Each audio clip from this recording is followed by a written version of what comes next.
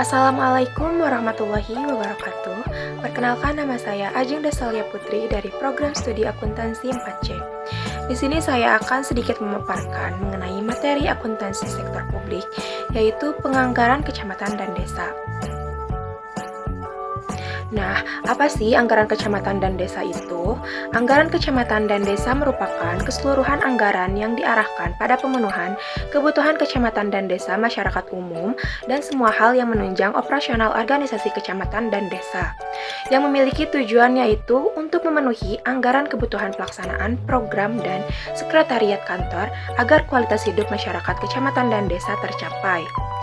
Anggaran kecamatan dan desa juga memiliki beberapa fungsi, yaitu yang pertama sebagai alat perencanaan, yang kedua sebagai alat pengendalian, yang ketiga sebagai alat kebijakan fiskal, yang keempat sebagai alat politik, yang kelima sebagai alat koordinasi dan komunikasi, yang keenam sebagai alat penilaian kinerja, yang ketujuh sebagai alat motivasi, dan yang terakhir yaitu sebagai alat menciptakan ruang publik. Dan anggaran kecamatan dan desa juga memiliki karakteristik, yaitu yang pertama dinyatakan dalam satuan keuangan dan satuan non-keuangan. Yang kedua, umumnya mencakup jangka waktu pendek atau beberapa tahun. Yang ketiga, berisi komitmen atau kesanggupan pelaksana organisasi kecamatan dan desa untuk mencapai sasaran pembangunan kecamatan dan desa yang diterapkan. Yang keempat, usulan anggaran kecamatan dan desa ditelaah dan disetujui oleh pihak berwenang yang lebih tinggi dari penyusunan anggaran. Dan yang terakhir yaitu setelah disusun, anggaran kecamatan dan desa hanya dapat diubah dalam kondisi tertentu.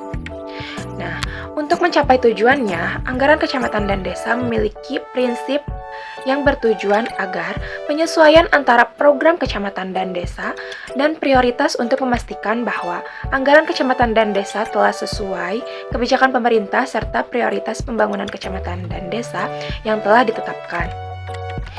Dan ada beberapa kondisi yang mempersiapkan anggaran kecamatan dan desa, yaitu yang pertama, kebutuhan untuk keputusan awal, yang kedua, menghindari praktik penganggaran kecamatan dan desa yang dipertanyakan atau belum pasti, dan yang ketiga yaitu kebutuhan untuk kendala yang sifatnya besar.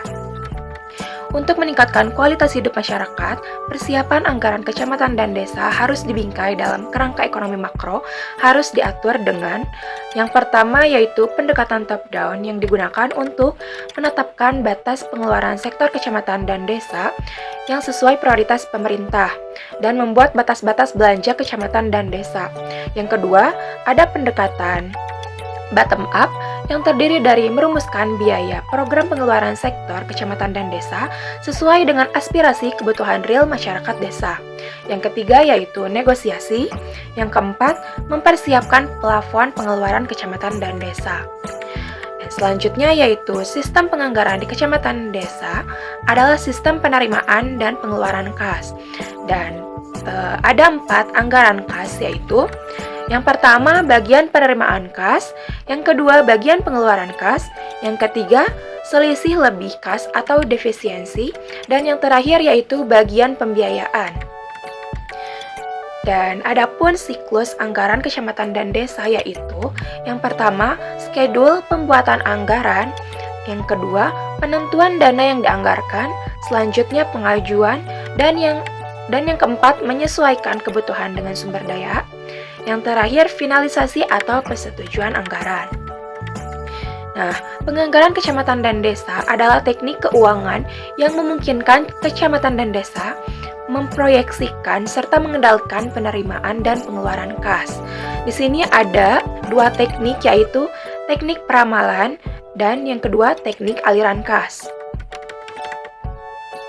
Mungkin hanya itu saja yang dapat saya sampaikan. Mohon maaf apabila terdapat kesalahan dan kekurangan dalam penyampaian informasi. Terima kasih sudah menonton. Wassalamualaikum warahmatullahi wabarakatuh.